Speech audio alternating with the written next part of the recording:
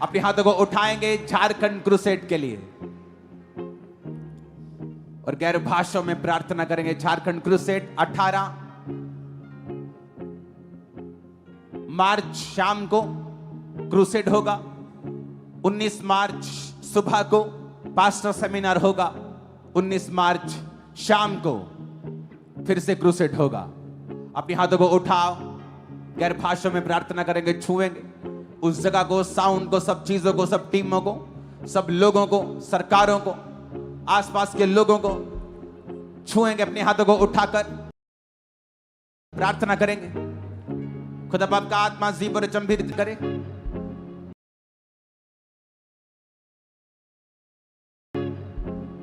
लंगड़े चले, अंधे देखे, कोड़ी शुद्ध हो। बड़े मिरेकल्स वहां पे होने पाए। लाखों लाखों रूहें बचाई जाएं। यीशु को अपना वो जीवन दे, पापों से छुटकारा पाए, नशों से छुटकारा पाए। खुदा बाप, तू हमारे धर्म को नहीं, जीवन को बदलने के लिए आया। तेरा धन्यवाद करते कि तू लाखों के जीवनों को बदलने जा रहा है। तेरी बड़ी बरकत वहां पे हम देखने वाले हैं। यीशु मसीह के सामर्थी नाम में हम मांगते हैं, आमीन। हो जाए आशीष हमारी है चर्च। अपने पड़ोसी को बोलो बधाई हो। कांग्रेचुलेट करो अपने पड़ोसी को, कांग्रेचुलेट करो अपने पड़ोसी को। हालेलुया। आनंदित हो के नहीं, नजर आना चाहिए तुम आनंदित हो के नहीं। जैसे ही शैतान तुम्हें आनंदित देखेगा, चला जाएगा तुम्हें छोड़ के, इन जीसस नेम।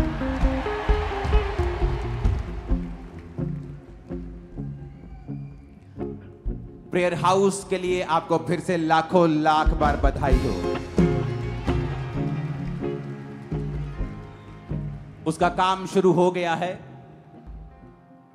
वेरी सून आप वहां पे जिस तरह हम प्रार्थना करते हैं 24 घंटे वाली, कामरा चर्च मेंबर्स, पार्टनर्स, आप सब वहां होंगे वेरी सून। संडे को मैंने एक वचन दिया था कि चाहे इजरायलियों को परमेश्वर ने छुड़ाया बड़ा हाथ देके, उसने राजाओं को शर्मिंदा किया, राजाओं को ठट्ठों में उड़ाया, उनके पशुओं को मारा, उनकी फसलों को मारा, उनके पानी को मारा, उनके पहले बच्चों को मारा, और फिर वहां से उनको बुला के लेके आया। और परमेश्वर ने कहा ये सारे देश जो कनान के हैं मैं तुझे दूंगा।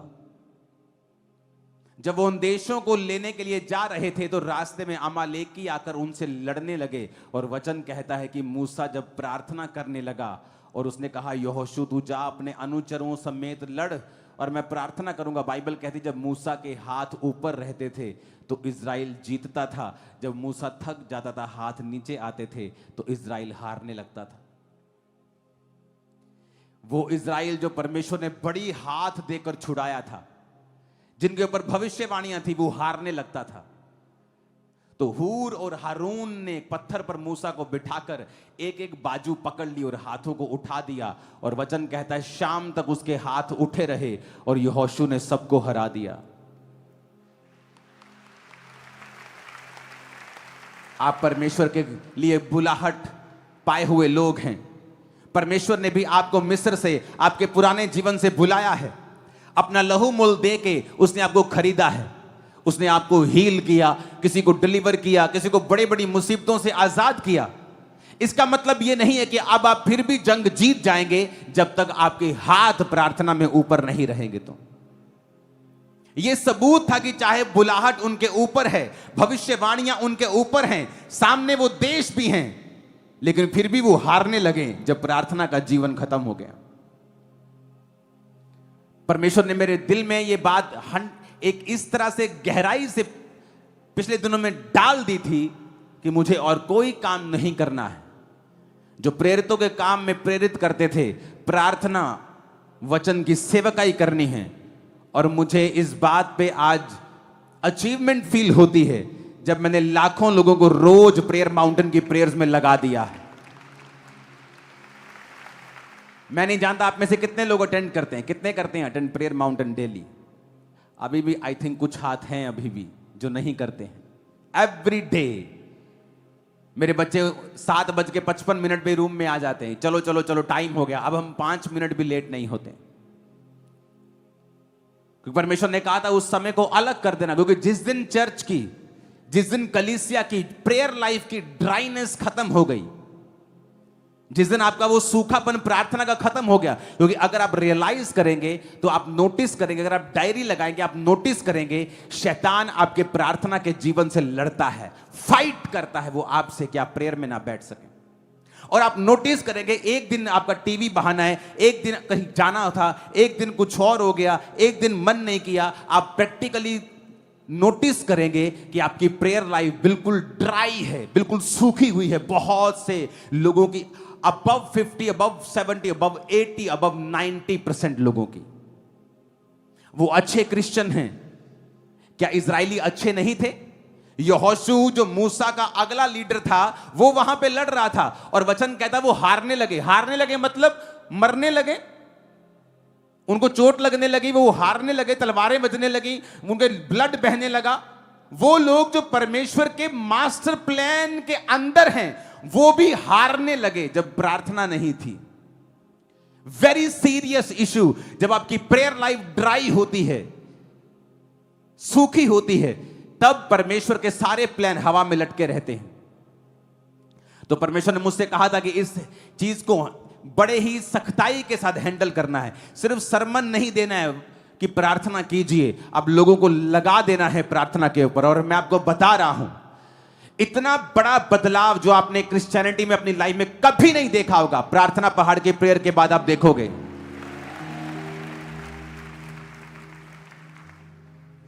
मैंने फॉरेन के लोगों को बोला तुम लाइव मत जुड़ो। मुझे लाइव जोड़ने के लिए लोगों को मैं नहीं कर रहा हूं। तुम भी 8 बजे रिपीट प्रार्थना देखो, तुम्हारे 3 बजे दोपहर के, तुम 8 बजे जुड़ो शाम के। रिपीट जो वहां चढ़ गई है यूट्यूब पे, उसको लगा के देख लो। पर एक समय पे ही जुड़ना, 8 बजे 9:30 तक प्रार्थना करना। 1.5 घंटा तुमने प्रेयर की। सुबह जब तुम उठे तो बिना 40-45 मिनट की पर्सनल प्रेयर के मत उठना। रात को सोने वक्त थोड़ी बाइबल और छोटी सी प्रार्थना जरूर करना। तुम्हारी ड्राइनेस सदा के लिए फिनिश हो चुकी है, तुम्हारा ये मसला फिनिश हो चुका है, प्रेयर लाइफ डन है, सेटल्ड है। और वंस जब आप प्रेयर लाइफ सेटल कर लेते हैं, जब आपने एक बार प्रार्थना वाली जिंदगी सेटल कर ली, देन आपका रियल वर्क शुरू होता है। प्रभु आपसे बात करता है, आपकी आईज ओपन करता है, कान खोलता है, वो आपके वो चीजें मालूम होती जो पहले कभी मालूम नहीं थी। सडनली आपको रियलाइज होता है, बड़ी सारी चीजें आपकी आंखों के सामने आती हैं जस्ट प्रेयर करने से। Hallelujah, hallelujah. अपने पड़ोसी को बोलो प्रार्थना कर, आमीन। और इमेजिन करो हम लाखों लोग, एक एक टीवी सेट के सामने 50-50 लोग भी हैं, 40-40 लोग भी हैं, 20-20 भी हैं, 10-10 भी हैं, लाखों लोग एक ही समय के ऊपर हम प्रेयर्स कर रहे हैं। इमेजिन करो लाइफ कहां जाएगी आपकी। इमेजिन, आप सोच भी नहीं सकते, मैं आपको बता रहा हूं। हालेलुया।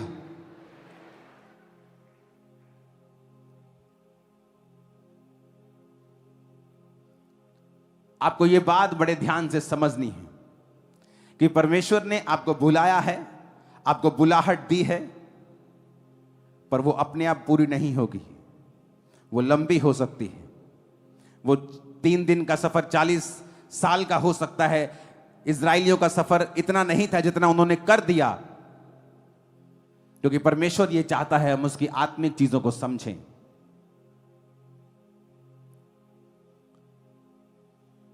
हालेलुया। आज जो 12 पॉइंट्स हमने सुने थे, आज हम 9वां पॉइंट उसका डिस्कस करेंगे।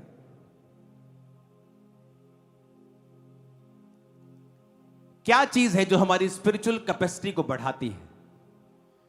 मैंने प्रार्थना वाला जो पॉइंट है उसको लंबा किया है, लगातार 2-3 हफ्ते मैंने उस पर बात की है ताकि आप एक बात समझ जाएं कि ये परमेश्वर की इंस्ट्रक्शन है कि इस प्रार्थना पहाड़ की प्रेयर के समय को पवित्र करके साइड पे कर दो। ये आपका समय है ही नहीं, आप इसमें कुछ कर ही नहीं सकते हैं।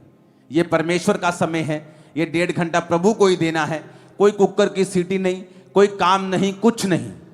ये 1.5 घंटा आपको सिर्फ आपने, ये आपकी लाइफ का अब हिस्सा ही हमने समझ लिया कि ये हमारी लाइफ का है ही नहीं। हम कुछ भी कर रहे हो, कुछ इंपॉर्टेंट देख रहे हो, कुछ भी कर रहे हो, 8 बजे हम ब्रेक लगा देते हैं उसमें। वचन कहता है कि पौलुस प्रार्थना करने के लिए नदी के किनारे गया, शहर के बाहर। प्रेयर सो मच इंपॉर्टेंट थी उन लोगों के लिए कि प्रार्थना करनी है शहर के बाहर, नदी के किनारे कहीं जाके प्रेयर करनी है। और वहां पे एक औरत, जो बड़ी प्रभावशाली औरत थी, वो उसके वचनों से बचती है।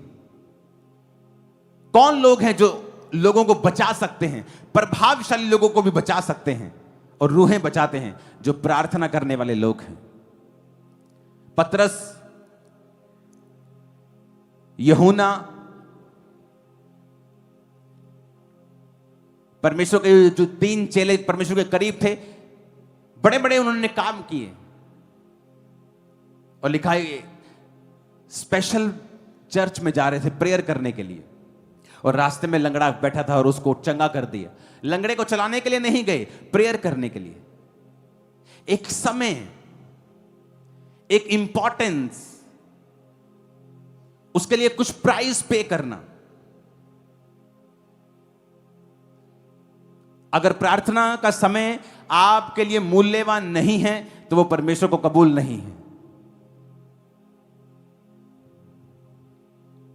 अगर मेरी जेब में 10 लाख हैं और मैं 1000 रुपए चंदा चढ़ा रहा हूं तो वो परमेश्वर को कबूल नहीं होगा शायद। लेकिन हां, अगर किसी के पास 2000 है और वो 200 दे रहा है, वो ज्यादा कबूल होगा।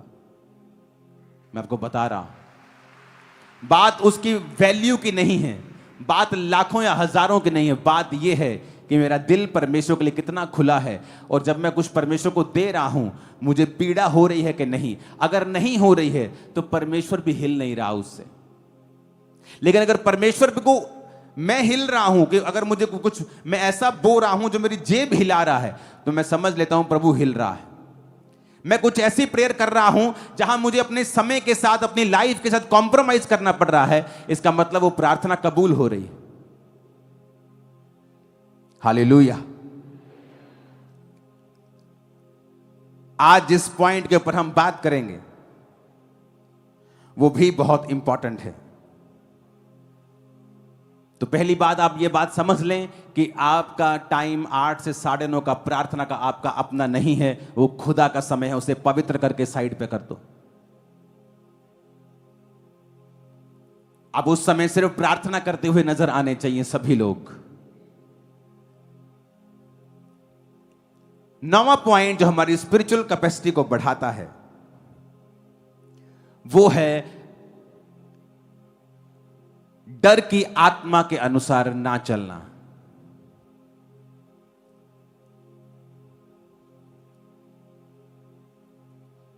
अपने पड़ोसी को बोलो, डर की आत्मा के अनुसार ना चलना।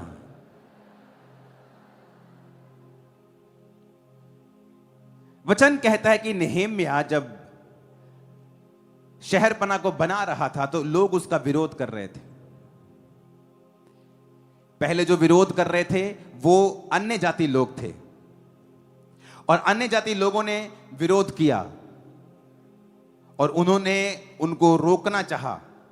वो उसको धमकियां देते रहे,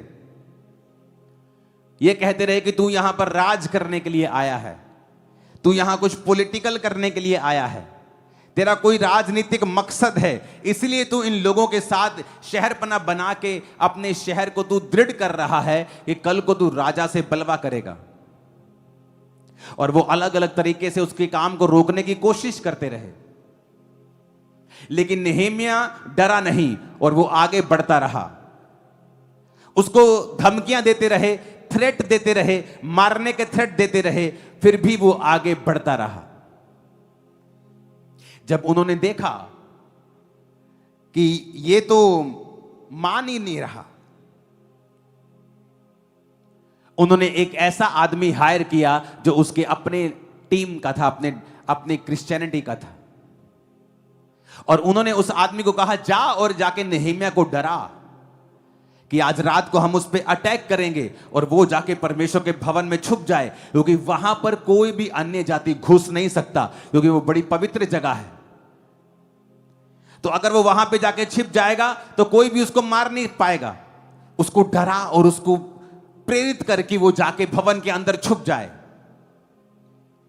नेहेमिया 6 उसकी 10 आयत में लिखा, फिर मैं शमाया के घर में गया जो दलाहया का पुत्र और महतबेल का पोता था। वह तो बंद घर में था और उसने कहा आ हम परमेश्वर के भवन अर्थात मंदिर के भीतर आपस में भेंट करें और मंदिर के द्वार बंद करें। हालेलुया। क्योंकि वे लोग तुझे घात करने आएंगे और रात को ही वे तुझे घात करने आएंगे। परंतु मैंने कहा, नेहेमिया ने कहा, क्या मुझ जैसा मनुष्य भागे? और मुझ जैसा कौन है जो अपने प्राण बचाने को मंदिर में घुसे? मैं नहीं जाने का। नेहेमिया ने कहा, फिर मैंने जान लिया कि वह परमेश्वर का भेजा नहीं है, परंतु उसने हर बात यहोवा का वचन कहकर मेरी हानि के लिए कही है, क्योंकि तोबिया और संबलत ने उसे रुपया दे रखा था। उन्होंने इस कारण रुपया दे रखा था कि मैं डर जाऊं और वैसा ही काम करके पापी ठहरूं और उनको दोष लगाने का अवसर मिले और वो मेरी नाम धराई कर सके। नेहेमिया परमेश्वर के वचन को जानता था, क्योंकि मूसा ने जब परमेश्वर से व्यवस्था ली थी तो गिनती की पुस्तक उसकी 18 और उसकी 7 में लिखा है, आप अपनी स्क्रीन पे उसे पढ़ सकते हैं। गिनती 18 उसकी 7 आयत, थोड़ा जल्दी निकालें प्लीज। पर वेदी की और बीच वाले पर्दे के भीतर की बातों की सेवा के लिए तू और तेरा पुत्र अपने याजक पद की रक्षा करना, तुम ही सेवा किया करना, क्योंकि मैंने तुम्हें याजक पद की सेवा को दान किया है। और जो तेरे कुल का ना हो, यदि वह समीप आए तो मार डाला जाए। परमेश्वर ने मूसा को वचन दिया था, हारून और उसके बच्चे ही इस जगह पे आए, और कोई अगर आए तो वो मार डाला जाए। और इमेजिन करो, वो क्रिश्चियन व्यक्ति आता है और उसे डराने की कोशिश करता है कि आज रात वो तुझ पे अटैक करेंगे, आज वो हथियारों के साथ आ रहे हैं। भाई साहब, ये बात कंफर्म है, पक्की बात, मैं तुझे पक्की न्यूज दे रहा हूं, तुझे भागना पड़ेगा, नहीं तो तू आज रात तू मर जाएगा। मैं तुझको एक तरीका बताता हूं, जा और परमेश्वर के भवन के अंदर जाके छुप जा। वहां पर कोई अन्य जाति नहीं आ सकता, क्योंकि वो उसको पवित्र समझते हैं और वो किसी के धार्मिक स्थान में घुसने की गलती नहीं करेंगे और तू बच जाएगा। और वचन कहता है, नेहेमिया परमेश्वर के वचन को जानता था। वो जानता था कि ये व्यक्ति गलत कह रहा है। अगर ये परमेश्वर का भेजा हुआ होता तो मुझे परमेश्वर के वचन को तोड़ने के लिए कभी ना कहता। आपको कोई सलाह देता है, आपका भाई, आपकी बहन, आपकी मां, आपका बाप, आपकी पत्नी, आपका पति, आपके बच्चे, ये कह के कि हम तुझसे प्यार करते हैं, और वहां पर अगर वचन टूट रहा है, वो शैतान की चाल है।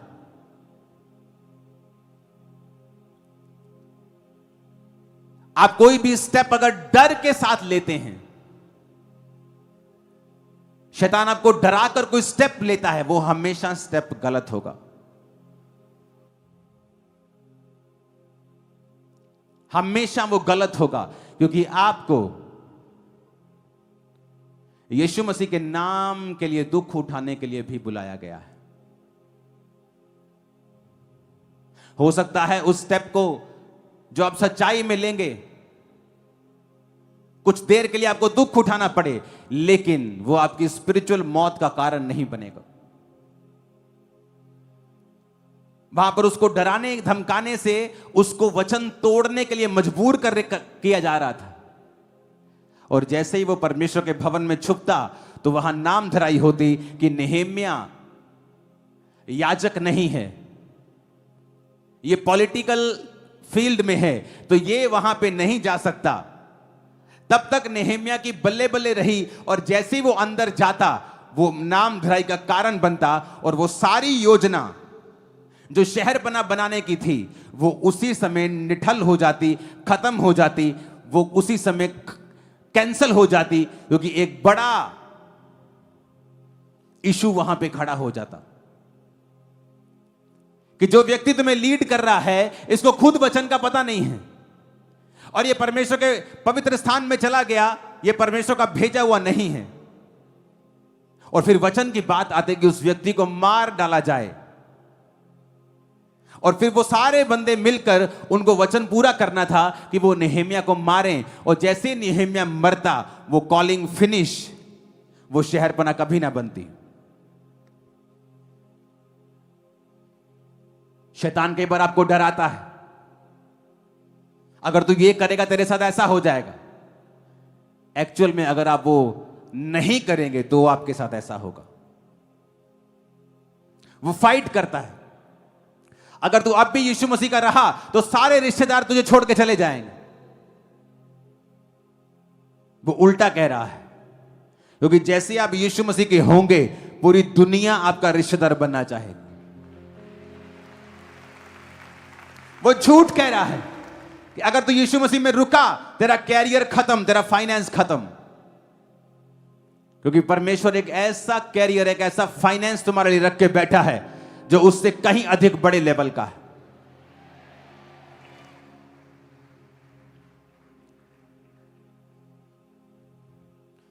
मॉडल टाउन में मैंने परमेश्वर को ग्रहण किया। जिस जगह पे हम रहते थे वो हमारी नहीं थी, लेकिन उसकी वैल्यू करोड़ों में है। आज उसकी वैल्यू 100 करोड़ भी हो, 200 करोड़ भी हो सकती है, इतना बड़ा वो मॉडल टाउन के सेंटर में एक जगह है। लेकिन जब उस घर को हमने छोड़ा, हमने 1 रुपए की भी डिमांड नहीं की, क्योंकि मैं उस समय परमेश्वर में था। अगर उस घर का कुछ आ भी गया हमारे साथ तो वो भी हमने वापस भेजा कि ये आपके घर से आया है। और सुनो, उसका मालिक इंडिया में नहीं आ सकता। उसका सारा कुछ हमारे नाम के ऊपर था, सारी बिजली हमारे नाम के ऊपर थी, कोई किराया हम नहीं देते थे, लीगली हम उस पर कब्जा कर सकते थे। और शैतान बोल सकता है तुम्हारे पास अपना घर नहीं है, तुम्हें जरूरत है, ये परमेश्वर ने तुमको दिया है। अगर मैं उस पर कब्जा कर लेता, कितने मिलते? 2, 4, 5, 7 करोड़ मिल जाते, लेकिन मैं यहां कभी ना होता। शैतान आपसे आपको जो देना चाहता है उससे कहीं अधिक गुना परमेश्वर आपको देना चाहता है। और वो ये चाहता है कि शैतान की बात आप ना सुने। कहता मेरे जैसा मनुष्य डरे, मेरे जैसा मनुष्य भागे। अगर आपके अंदर परमेश्वर की अणख नहीं है, आप परमेश्वर के लिए अगर आप साहसी नहीं हैं, प्राउडी नहीं है खुदा के लिए, आप अपनी बुलाहट को पूरा नहीं कर पाएंगे। इसलिए परमेश्वर ने कहा उसने तुम्हें डर का आत्मा नहीं दिया, संयम का, प्रेम का, दलेरी का आत्मा उसने तुम्हें दिया है। पवित्र आत्मा जो तुम्हें दिया गया है उसने अपने प्रेम को उसके जरिए तुम्हारे हृदय में डाला है। जब भी आप डरेंगे आप नुकसान करेंगे। आप कोई भी स्टेप डर कर उठाएंगे उसमें कभी आपका फायदा नहीं होगा। अगर आप अपनी कैपेसिटी को बढ़ते हुए देखना चाहते हैं, फियर से बाहर आ जाएं, डर से बाहर आ जाएं। इसलिए परमेश्वर ने कहा शैतान का सामना कर, वो तेरे सामने से भाग जाएगा। ऊंची आवाज में कहो आमीन।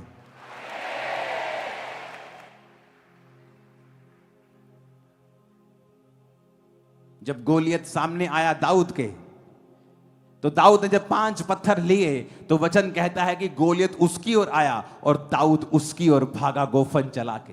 दाऊद पीछे पीछे नहीं रहा, पीछे पीछे चल के आगे गया, फेस किया शैतान को। परमेश्वर चाहता है आप शैतान को फेस करें, आप सामना करें डर का, भागे नहीं। अगर आप भागेंगे नुकसान होगा। शैतान कभी आपका भला नहीं चाहता, वो आपको डराता है ताकि आपका नुकसान कर सके। अगर आप डर की आत्मा के चलाए चलेंगे, आप कभी परमेश्वर की योजना को पूरा नहीं कर पाएंगे।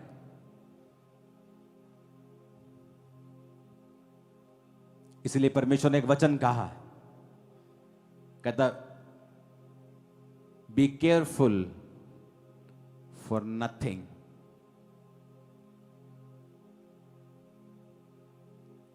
बी केयरफुल कहता फॉर नथिंग, कहता किसी बात की चिंता मत कर।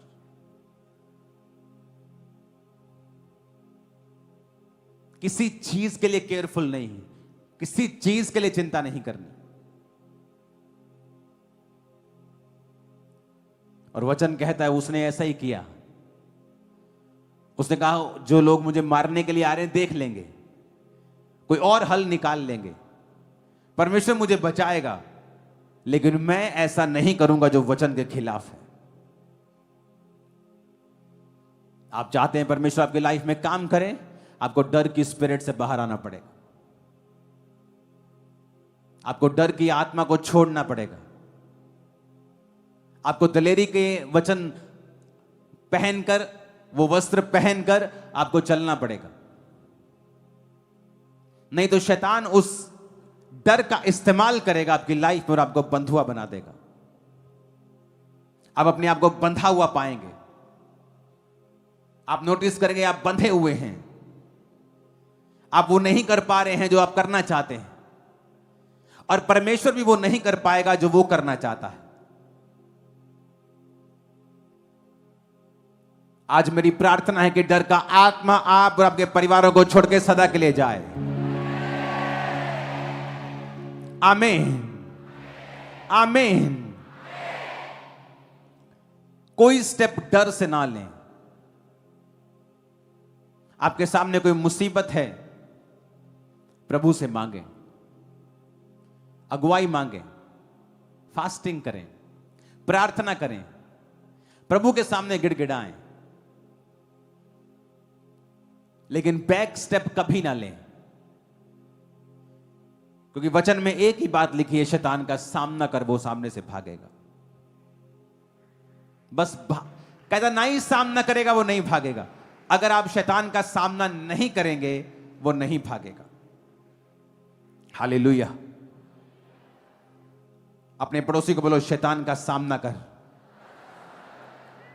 फिर से बोलो अपने पड़ोसी को शैतान का सामना कर। फिर से बोलो अपने पड़ोसी को शैतान का सामना कर, और कहो वो सामने से भाग जाएगा। फिर से कहो शैतान का सामना कर। बोलो अपने पड़ोसी को शैतान का सामना कर, वो तेरे सामने से भाग जाएगा। आमीन। आप प्रभु का काम कर रहे हैं, शैतान आपको डराने की कोशिश करेगा, और अगर आप खड़े रहे, ये बात नोटिस कर लेना, बाइबल्स पे लिख लो, शर्मिंदा होगा तुम्हारा दुश्मन और शैतान दोनों, और वो कुछ नहीं कर पाएंगे।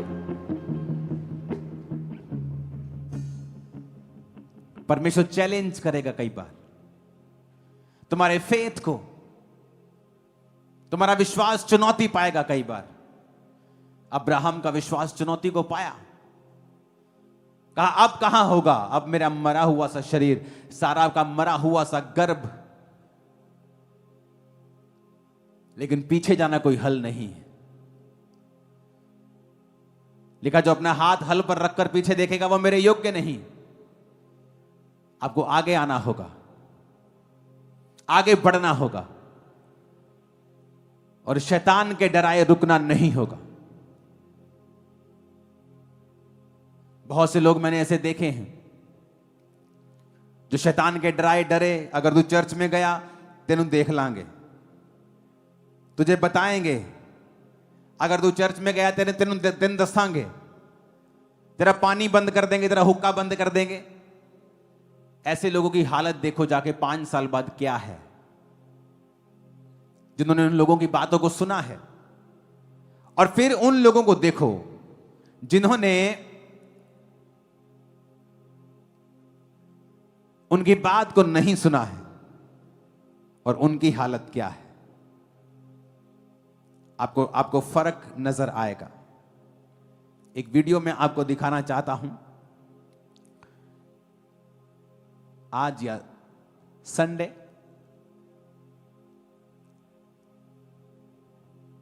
अपने पड़ोसी को बोलो, फिर से बोलो मत डर। फिर से बोलो अपने पड़ोसी को, ध्यान से बोलो, मत डर। आमीन। हर तरह का डर, धमकियां, नुकसान का डर। यीशु मसीह ने कहा मेरा राज्य उस व्यापारी के समान है, जैसे जब वो राज्य मिला, मोती मिला, उसने सब कुछ बेचकर मोती मोल लिया। लोगों के हिसाब से पागल लगा वो, कि घर बेच दिया, खेत बेच दिया, रहेगा कहां। पर उसे मालूम था ये मोती जब मैं ले लूंगा, इससे जो मैंने घर बेचा ऐसे 100 घर आ जाएंगे, जो ऐसा खेत बेचा ऐसे 100 खेत आ जाएंगे। दुनिया का एक भी विश्वासी दिखाओ जो परमेश्वर में चला हो और दुनिया ने उसे छोड़ने की धमकी दी हो, और उसने नहीं छोड़ा परमेश्वर को, और आज वो अकेला हो। एक भी दिखाओ, नहीं दिखा पाओगे आप। परमेश्वर ने उसकी लाइफ में लोग भेजे हैं, अपनी संगति भेजी, बरकत भेजी। अपने पड़ोसी को बोलो मत डर। इब्रानिया 12 उसकी 1 आयत में लिखा है कि जिस दौड़ में तुझे दौड़ना है, इस कारण जब गवाहों का ऐसा बड़ा बादल हमको घेरे हुए है, तो आओ हर एक रोकने वाली वस्तु और उलझाने वाले पाप को दूर करके जिसमें हमें दौड़ना है, उस दौड़ को धीरज से दौड़े। क्रिश्चियनिटी में अगर आपको अपनी कैपेसिटी को बड़ा करना है तो आपको दौड़ना भी पड़ेगा और धीरज भी रखना पड़ेगा। कुछ लोग सोचते हैं क्रिश्चियनिटी का मतलब है अब स्लो हो गए लाइफ में, कुछ नहीं करना। ऐसा नहीं लिखा। उसने कहा दौड़ना है, पर धीरज से दौड़ना है और लंबा दौड़ना है। अगर आप शॉर्ट टाइम बेनिफिट चाहते हैं तो क्रिश्चियनिटी आप लोगों के लिए नहीं है, क्योंकि परमेश्वर ने जब आपको बुलाया, उसने आपके लिए एक योजना रखी है, आपके परिवारों के लिए, वंशों के लिए, जनरेशंस के लिए। उसने वो प्लानिंग्स आप लोगों के लिए रखी हैं। लेकिन अगर आप शॉर्ट टाइम के लिए आपको जल्दी है, तो फिर वो योजनाएं आप लोगों के लिए नहीं है। बिना डर के, और 10वां पॉइंट है एंड्योरेंस के साथ, धीरज के साथ। आत्मा का एक फल है लॉन्ग सफरिंग, एक फल है संयम। किसी ने आपको थप्पड़ मारा, ठा, आपने संयम रखा, कुछ नहीं कहा। फिर उसने एक बार फिर मारा, फिर तीसरा, फिर चौथा, उसे कहते हैं लॉन्ग सफरिंग। कि आपने परमेश्वर के लिए सफर किया है, सहा है, दुखों को सहा है, सतावों को सहा है। कहता दौड़ना भी है, प्रेयर भी करनी है, फास्टिंग भी करनी है, पर कहता धीरज के साथ दौड़ना है। अपने पड़ोसी को बोलो क्रिश्चियनिटी में तुम्हें दौड़ना है, लेकिन धीरज के साथ। आमीन। क्योंकि परमेश्वर एक गहरी, एक साफ सुथरी और एक अच्छी सहभागिता चाहता है आप लोगों के साथ। और वो चाहता है कि आप उसके साथ सहभागिता रखें और रोज उसके संग चलें। आप रोज कैसे चल पाएंगे? क्योंकि रोज मौसम एक सा नहीं होगा। किसी दिन सुख आएगा, किसी दिन दुख होगा, किसी दिन मौसम अच्छा होगा, किसी दिन चंगा होगा, किसी दिन बीमारी होगी, किसी दिन मन की मर्जी पूरी होगी, किसी दिन मन की मर्जी पूरी नहीं होगी। पर अगर तुम धीरज के साथ दौड़ोगे और परमेश्वर के साथ सहभागिता रखोगे, तुम फिर दौड़ते रहोगे। मैंने सेवकाई में बहुत से लोगों को देखा है, वो दौड़े पर धीरज से नहीं। यूथ को देखा है, सेवकाई शुरू की, खत्म, कुछ सालों में फिनिश। फेसबुक पे कोई सेवकाई शुरू की, कुछ सालों में फिनिश। कोई दर्शन शुरू किया, कुछ सालों में फिनिश। क्योंकि शुरू करना आसान है, खत्म करना नहीं। इंड्योरेंस चाहिए आपको, धीरज चाहिए उस दौड़ में दौड़ते रहने के लिए। और इसलिए परमेश्वर की मास्टर प्लानिंग को, उसकी बुलाहट को बहुत कम लोग हैं जो पूरा कर पाते हैं। क्योंकि दौड़ते सब हैं, लेकिन धीरज के साथ बहुत कम लोग हैं जो दौड़ते हैं। आप धीरज के साथ दौड़ेंगे तो ही जीतेंगे। आपको जल्दी है, वो मुझे हीलिंग चाहिए, ये वाला काम प्रभु क्यों नहीं कर रहा? निराश हो गए, आप चर्च नहीं आए, आप धीरज के साथ नहीं दौड़ रहे हैं। आपको ये समझ रखनी है कि परमेश्वर हर एक समय को आपकी लाइफ में लेके आएगा, हर आशीष को लेके आएगा, लेकिन अपनी टाइमिंग से। उस टाइमिंग का इंतजार करना और धीरज से दौड़ना और पाप से दूर रहना आपकी कैपेसिटी को बढ़ाएगा। Congratulation church. आमीन, आमीन। अपने पड़ोसी को बोलो, धीरज से दौड़। उलझाने वाले पाप, रोकने वाली वस्तु को साइड पे करके धीरज से दौड़। आमीन। अपने पड़ोसी को बोलो, डर से दूर रहे, मत डर, क्योंकि परमेश्वर तेरे साथ है। आमीन। अगर आप चाहते हो प्रभु आपकी लाइफ में काम करे, आपके कोई भी स्टेप डर से नहीं होने चाहिए। जहां शैतान आपको डराएगा, समझो वही स्टैंड लेने का टाइम है और वही गवाही का समय है। अगर दाऊद गोलियत को पीछे चल चल के मारता, छुप छुप के मारता, कि अगर बाय द वे नहीं लगा तो मैं इधर से निकल जाऊंगा, मैं इसको भाग भाग के थोड़ा थकाता हूं, पर लिखा वो सामने से गया और सामने से जाके वो इधर आ रहा है और ये इधर आ रहा है और ये उसकी ओर जा रहा है। एक पत्थर। शैतान जब आपको डराए तो स्टेप लेना, क्योंकि वही आपकी टेस्टिमनी बनेगा, वही सेम चीज। कैसे बना वो राजा? आत्मा में तो राजा बन गया वो दाऊद, लोगों में एक्सेप्टेबल कैसे होता? और जब उसने गोलियत को मारा, लोगों ने कहा शाऊल ने हजारों को और दाऊद ने लाखों को मारा। मेरी बात समझ रहे कि नहीं? उसी डर को जीतने के बाद उसकी बुलाहट पूरी हुई। अपने हाथों को उठाओ। मेरा विश्वास है कि आप लोग अपने डर पे फतह पाएंगे और उस बुलाहट को पूरा कर पाएंगे जो परमेश्वर की है। उठाओ अपने हाथों को। सब जन खड़े हो जाओ।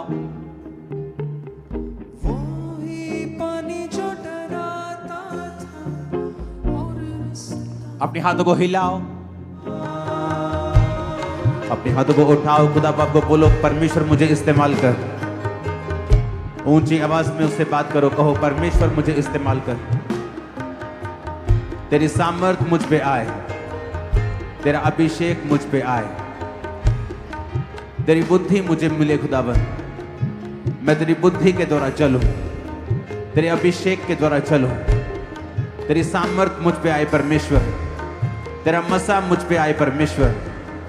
अपने दानों और वरदानों से मुझे भर, अपना स्पर्श मुझे दे खुदाबंद। मेरे शरीर को छू, मेरे फाइनेंस को छू, मेरी सेवकाई को छू, मेरी आत्मिक जिंदगी को छू परमेश्वर। मैं धन्यवाद करता हूं, आज मैंने आशीष को पाया है, स्वर्गीय स्थानों में मैंने सब आशीषों को पाया है। मैं तेरा धन्यवाद करता हूं परमेश्वर, आज तेरे पवित्र भवन से मैं आशीषों को पाकर जा रहा हूं। आज इस पवित्र भवन से खुदाबंद, जहां तो मेरे सारे फाइनेंस को छू रहा है, मेरे फुल बीइंग को छू रहा है, मेरे जीवन को छू रहा है, मेरे शरीर को छू रहा है, मेरे शरीर को तू छू रहा है, मेरे जीवन को तू छू रहा है, मेरी फैमिली को तू छू रहा है। मैं तेरा थैंक्स करता हूं परमेश्वर, मैं तेरा थैंक्स करता हूं परमेश्वर। हर एक अंधकार की शक्ति जो डिस्ट्रैक्शन की है, हर एक अंधकार की शक्ति जो कमजोरी की है, हर एक अंधकार की शक्ति जो उलझाने वाली है, रुकावटों की है, यीशु मसीह के नाम से आज इस पवित्र भवन में मैं उस अंधकार की शक्ति को डांटता हूं। मेरी जिंदगी को छोड़े, मेरे जीवन को छोड़े, मेरे शरीर को छोड़े, मेरे माइंड को छोड़े, मेरे फोकस को छोड़े और out in the name of Jesus, out in the name of Jesus, out in the name of Jesus, out in the name of Jesus.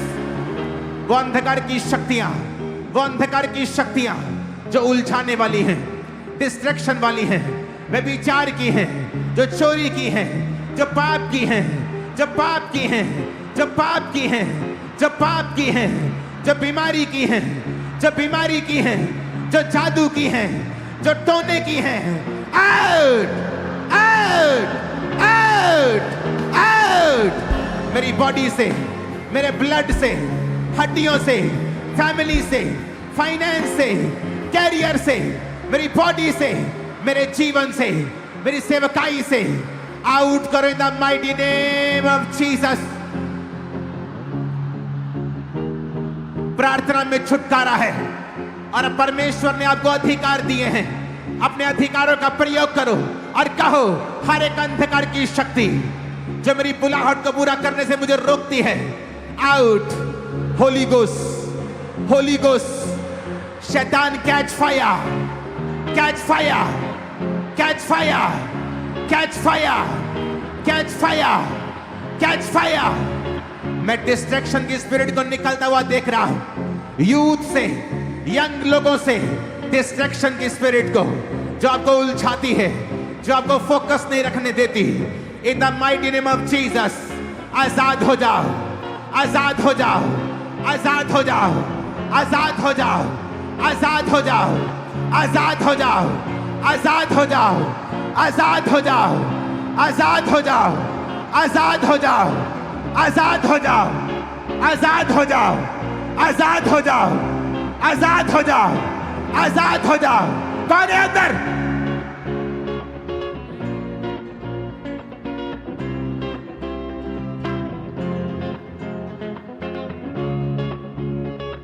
यीशु मसीह के नाम में होली गोस्ट, अपनी बॉडी पे हाथ रखो, रिसीव करो होली गोस्ट। जो ऑयल आपके हाथों में है उसे निकालो, अपने माथे पे लगाओ, अपने जीवन पे लगाओ, अपने कानों पे लगाओ। इन द नेम ऑफ जीसस आपके कान अनॉइंट हो गुड न्यूज को सुनने के लिए। इन the name of Jesus Christ आपके हाथ अनॉइंट हो खुदावंद के उन भले कामों को करने के लिए जो आपके जन्मने से पहले ही परमेश्वर ने ठहरा दिए हैं। आपके हाथ आज से वो काम करने पाए, अनॉइंट हो जाएं यीशु मसीह के सामर्थी नाम में। आपके पांव अनॉइंट हो और आज से यीशु मसीह के नाम में ये व्यभिचार की ओर नहीं, ये गंदगी की ओर नहीं, ये खुदा के कामों की ओर जाने पाए। इन the mighty name of Jesus Christ. जो पास्टर्स यहां मौजूद हैं, अनॉइंट करो अपने हाथों को, अपने सिर को। इन द नेम ऑफ जीसस मैं अनॉइंटिंग को रिलीज करता हूं राइट नाउ। क्रूसेड करने की, मीटिंग्स करने की, बड़ी सभाएं करने की, अनॉइंटिंग को रिसीव करो in the name of Jesus. Receive in Jesus name, receive, receive, receive, receive, receive in the mighty name of Jesus. Heart condition heal हो रही है, स्किन कंडीशन हील हो रही है, हार्ट कंडीशन हील हो रही है, आइज कंडीशंस हील हो रही हैं। अंधे और गूंगेपन की आत्मा आपकी बॉडी को छोड़ के जाए right now in the name of Jesus. In Jesus name. आज एक बड़ी कमाल की टेस्टिमनी जिसे मैं नहीं चाहता कि हम उसे दें पुलपिट से। चर्च में एक लड़का आता था और उसे जब वचन मालूम होना शुरू हुआ और उसने फास्टिंग करनी शुरू की, प्रार्थना करनी शुरू की और वो डे नाइट की फास्टिंग में जाना शुरू हो गया। और एक दिन जस्ट उसके मन में यह ख्याल आया कि अमेरिका में एक मैच हो रहा है, मैं वहां पे वीजा अप्लाई करता हूं और उसके पास कुछ नहीं है, बिल्कुल आम घर का लड़का। और जब उसने वीजा अप्लाई किया 50,000 में उसका अमेरिका का वीजा डन हुआ। सुनो मेरी बात वीजा की नहीं है। परमेश्वर वीजा, ये आशीष, ये शारीरिक, ये अलग चीजें हैं, लेकिन बात ये है कि जब आप परमेश्वर के भवन में होते हैं सडनली, और 10 साल का वीजा उसे मिला। और वो भी हैरान था कि गोरों ने उसे कैसे दे दिया, क्योंकि वो आपस में बात कर रहे थे जब उसने कहा कि मैं मैच देखने जाना चाहता हूं। और ऐसा बहुत कम, हजारों लाखों में एक केस पॉसिबल होता है। आज जो मैं आत्मा में देख पा रहा हूं, जब आप इस भवन में आने लगे थे, आज शैतान ने आपसे फाइट की 2 दिन पहले, 3 दिन पहले, 4 दिन पहले, आज दोपहर तक। वो इसलिए कि वो आज आपको परमेश्वर की हुजूरी में ना आने दे या आप फ्रस्ट्रेट हो जाएं। क्योंकि आज मैं यीशु मसीह के नाम में आपको देख रहा हूं, एक डिवाइन फेवर आपकी सेवकाई, आपकी लाइफ, आपके फाइनेंस, आपकी फैमिली, आपकी सेहत के ऊपर आते हुए इन the mighty name of Jesus Christ. आमीन। ऊंचाई आशीष हमारी है चर्च।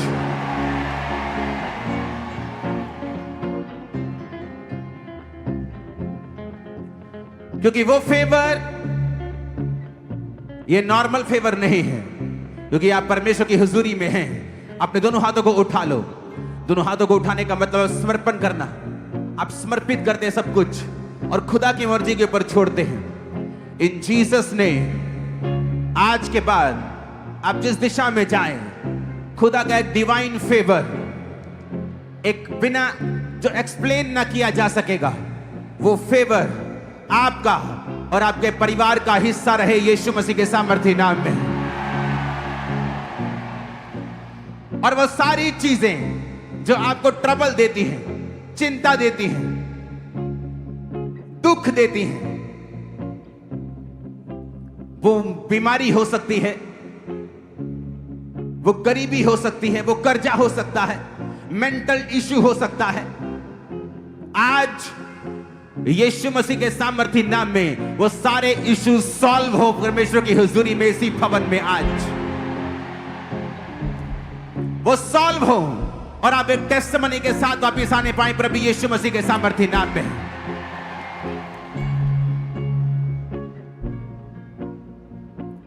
अपने हाथों को उठाओ। Thank you Jesus. ऊंची आवाज में थैंक यू जीसस।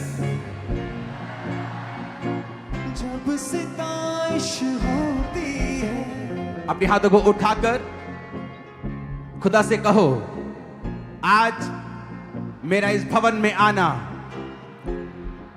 मेरे लिए एक फेवर पाने का कारण हो, और मैं जहां भी जाऊं, जिस दिशा में जाऊं, जिस काम पर हाथ लगाऊं, दोनों हाथों को उठा के बोलो, आज से मैं परमेश्वर के बड़े फेवर को देखूंगा। आज से शैतान मुझसे शर्मिंदा रहेगा, वैरी शर्मिंदा रहेंगे। मैं जिस दिशा में जाऊंगा परमेश्वर के फेवर को देखूंगा। मैं चलूंगा तो सामर्थ चलेगी, मैं देखूंगा तो सामर्थ देखेगी, मैं गाऊंगा तो सामर्थ गाएगी। आज से बोलो, आज से मेरा चमकने का समय आ चुका है। प्रकाशमान हो, मैं अपने आप को बोलता हूं, बोलो प्रकाशमान हो, तेरा प्रकाश आ गया है। खम्बराचर, तुम्हारा प्रकाश आ गया है। यहोवा का तेज तुम पर उदय हुआ है। मैं यीशु मसीह के नाम में तुम्हारी लाइफ को एक नए फाइनेंशियल लेवल के लिए अनॉइंट करता हूं। तुम खुदा के लिए बड़े काम करने वाले हो। जो पास्टर्स यहां मौजूद हैं, मैं यीशु मसीह के नाम में एक नई जगह को लेने के लिए तुम्हें अनॉइंट करता हूं, ब्लेस करता हूं इन जीसस नेम। जो पास्टर्स अभी तक अपनी जगहों में नहीं हैं, इन जीसस नेम मैं एक नई जमीन के साथ तुम्हें आशीषित घोषित करता हूं इन द नेम ऑफ जीसस। जो बीमार हैं, वो बीमारी तुम्हें लगता है बड़ी लंबी चलेगी, उसकी सर्जरी होगी। यीशु के नाम में इस ईस्टर से पहले तुम इस पुलपट के ऊपर खड़े होंगे अपनी टेस्टिमनी को देने के लिए इन जीसस नेम। कोई महामारी तुम्हारा हिस्सा नहीं है, कोई महारोग तुम्हारा हिस्सा नहीं है। तुम्हारे इधर 10,000 तुम्हारे दाहिनी ओर 10,000 गिरेंगे, वो तेरे पास ना आएगा, वो तुम्हारा हिस्सा नहीं है। तुम लंबी आयु को देखोगे यीशु मसीह के नाम में। तुम्हारे घरों के बुजुर्ग लंबी आयु को देखेंगे यीशु मसीह के नाम में। सारी बीमारियां, सारी कमजोरियां, उनकी जिंदगियों से मैं कैंसल करता हूं प्रभु यीशु मसीह के सामर्थी नाम में। शैतान की सारी योजनाएं, सारी plannings in the mighty name of Jesus जल के नाश हो जाए, बर्न हो जाए, शर्मिंदी हो जाए, खत्म हो जाए, कैंसल हो जाए यीशु के नाम में। यहोवा की आग उतरे, यहोवा पिता की आग उतरे और शैतान की सारी योजनाएं जल के नाश हो जाए यीशु मसीह के नाम में।